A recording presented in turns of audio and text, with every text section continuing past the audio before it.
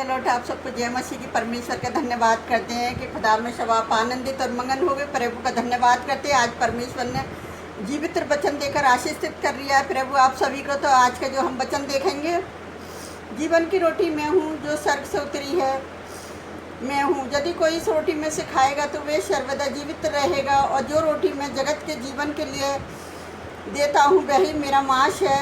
यूहन्ना 6:51 में भी पड़ेगा। जीवन की रोटी जो स्वर्ग से उतरी मैं हूँ। यदि कोई इस रोटी से खाएगा तो सर्वदा जीवित रहेगा, और जो रोटी मैं जगत के लिए जीवन के लिए देता हूँ वह मेरा मांस है। हालेलुया। यीशु मसीह हमें बताते हैं कि वह कौन है। यीशु ने जीवन की रोटी, यीशु के पास उसके साथ न केवल परमेश्वर का अनंत जीवन है। यूहन्ना 5:27 में बिल्कुल जो व्यक्ति यीशु को खाता है वही अनंत जीवन प्राप्त करेगा। यदि कोई व्यक्ति इस रोटी को खाता है तो वही हमेशा जीवित रहेगा। किसी व्यक्ति का शरीर मर जाएगा तो अभी वह उसका आत्मा नहीं मरेगा। यीशु यह एक नई शिक्षा देता है। वह कहता है कि यह रोटी मेरी देह है जिसे मैं जगत के जीवन के लिए दूंगा। इसका मतलब यह है कि यीशु अपना मांस, अपनी देह को सभी स्त्री और पुरुषों को बचाने के लिए के बारे में बात करता है। जैसे हम देखेंगे मरकुस 10:45 में, क्योंकि मनुष्य का पुत्र इसलिए नहीं आया कि उसकी सेवा टहल की जाए, पर इसलिए आया कि आप सेवा टहल करें और बहुतों की छुड़ौती के लिए अपना प्राण दें। यीशु मसीह अपनी सेवा कराने के लिए नहीं आए थे, यीशु मसीह खुद सेवा करने के लिए आए थे। तो हम देखेंगे यूहन्ना 3:14 और 16 में टिप्पणियों में, और जिस रीति से मूसा ने जंगल में सांप को ऊंचे पर चढ़ाया, उसी रीति से अवश्य है कि मनुष्य का पुत्र भी ऊंचे पर चढ़ाया जाए। 16 क्योंकि परमेश्वर ने जगत से ऐसा प्रेम रखा कि उसने अपना इकलौता पुत्र दे दिया, ताकि जो कोई उस पर विश्वास करे वह नष्ट न हो परंतु अनंत जीवन पाए। हालेलुया। अगर हम बामन में देखेंगे तो इसमें लिखा है कि यहूदी ये कहकर आपस में झगड़ने लगे कि ये मनुष्य कैसा हमें अपने मांस खाने को दे सकता है। 53 में देखेंगे यीशु ने उनसे कहा, मैं तुमसे सच कहता हूँ कि जब तक तुम मनुष्य के पुत्र का मांस ना खाओगे और उसका लहू ना पियोगे तुम में जीवन नहीं। तो परमेश्वर हमें जीवन देने वाला परमेश्वर है, वो हमें जीवन देना चाहता है। कि यहूदी लोग आपस में यीशु के बारे में पता है क्या क्या बात विवाद कर रहे थे, और उनके अर्थ को समझना चाहते थे कि मतलब क्या उसका यीशु मसीह का अर्थ समझने में वो असमझ थे, और इस सोच में पड़ गए थे कि हम उसका मांस कैसे खा सकते हैं। यीशु ने उन्हें उत्तर देने के लिए अधिक स्पष्ट रूप से दोहराया कि किसी व्यक्ति को अनंत जीवन पाने के लिए उसके यीशु के मांस को खाना और उसके लहू को पीना अवश्य है। इसका अर्थ है कि उद्धार पाने के लिए हमें किसी व्यक्ति को विश्वास में मसीह को अपने हृदय में ग्रहण करना अवश्य है।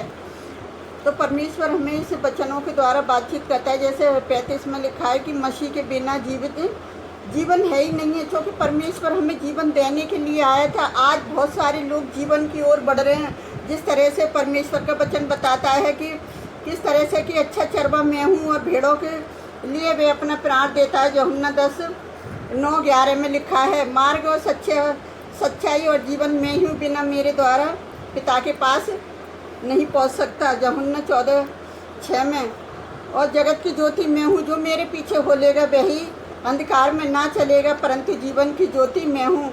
यूहन्ना 18:12 में, पुनरुत्थान और जीवन में ही हूँ, और जो कोई मुझ पर विश्वास करता है वह यदि मर भी जाए तो भी क्या करेगा, जिएगा। यूहन्ना 11:25 में, तुम मुझे गुरु और प्रभु कहते हो और भला कहते हो क्योंकि मैं वही हूँ।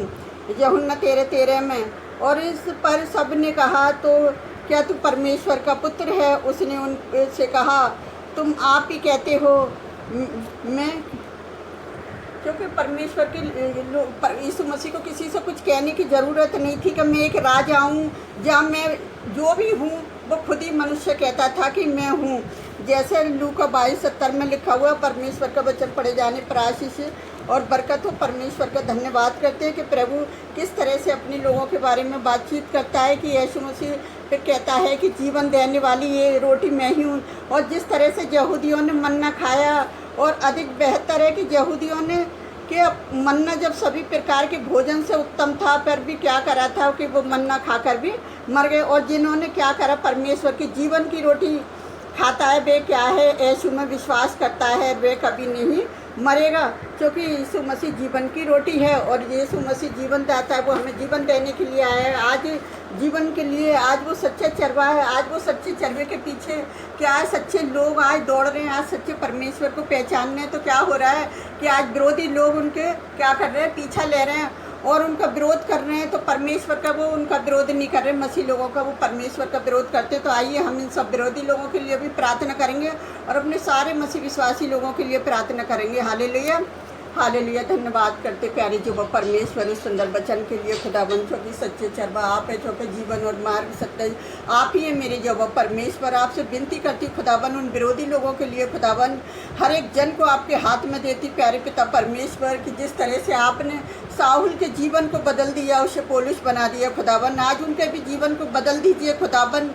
जो शांति को भंग कर रहे हैं प्यारे पिता परमेश्वर, जो शांति में अशांति फैला रहे हैं प्यारे पिता परमेश्वर, वो प्रार्थनाओं को जा कर रोक रहे हैं प्यारे पिता परमेश्वर। आप उन लोगों के भी मन को खोलें प्यारे पिता परमेश्वर की, वो भी आपको जानने पाएँ प्यारे पिता परमेश्वर, क्योंकि आपके हाथों में पड़ना भयंकर है प्यारे जो परमेश्वर। आपसे विनती करती पिता हर एक जन के लिए खुदाबंद, जितने विरोधी लोग हैं प्यारे पिता परमेश्वर, उनके मनों को खोल दीजिए खुदाबंद कि वो आपको जानने पाएँ कि जीवित परमेश्वर के हाथों में पड़ना भयानक है मेरे खुदाबंद।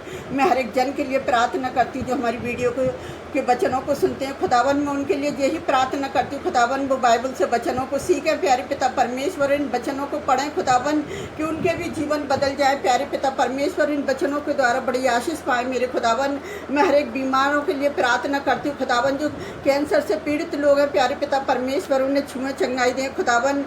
जो चल नहीं सकते प्यारे पिता परमेश्वर, आज वो चलने लग जाए प्यारे पिता परमेश्वर। आज वो जो देखने पाएँ प्यारे पिता परमेश्वर, उनकी आंखों में रोशनी दें प्यारे जो परमेश्वर। मैं आपसे विनती करती हूँ कि आज लोग यीशु के कोड़े खाने से चंगे हो जाएं, यीशु के लहू के द्वारा शिफा मिल जाए प्यारे पिता परमेश्वर। मैं अपने देशवासियों के लिए प्रार्थना करती हूँ खुदाबंद, हमारे देश की सुरक्षा आप है, हमारे देश की शासन प्रशासन की सुरक्षा आप है मेरे जो परमेश्वर।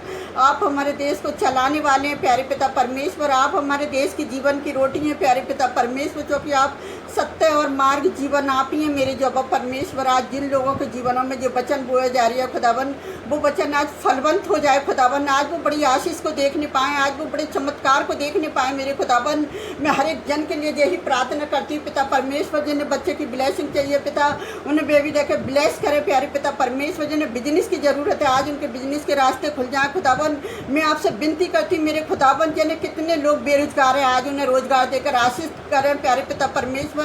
मैं उन लोगों के लिए प्रार्थना करती हूँ जो कर्जे से परेशान है खुदावन, आज कर्जे से उन्हें छुटकारा मिल जाए खुदावन यीशु के नाम से पिता।